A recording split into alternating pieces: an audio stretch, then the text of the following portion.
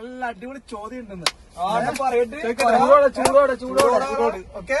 നിങ്ങൾ ആൻസർ അറിയോ? അതിനുള്ള ധൈര്യം ചങ്കുറ്റി നിങ്ങൾക്ക് ഉണ്ടോ? അന്നായിട്ട് എന്താ ചോദ്യം എന്നറിയോ?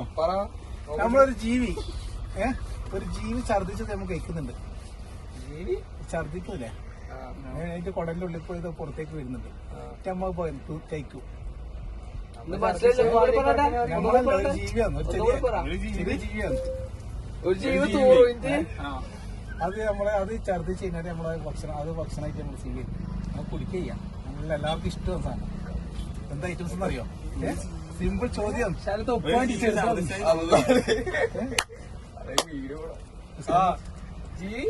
ഛർദിച്ച് കഴിഞ്ഞാല് നമ്മളത് കഴിക്കും. ഞാനേ അറിയോ? മനസ്സിലാവില്ല. ഇല്ല, ആൻസർ പറയൂ. നോക്കട്ടെ, അറിയോ കേട്ടെ. ജീവി തൂറും.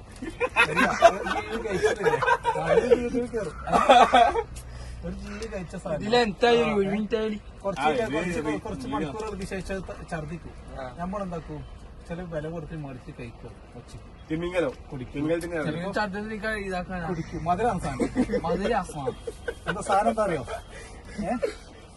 ഒരു ജീവി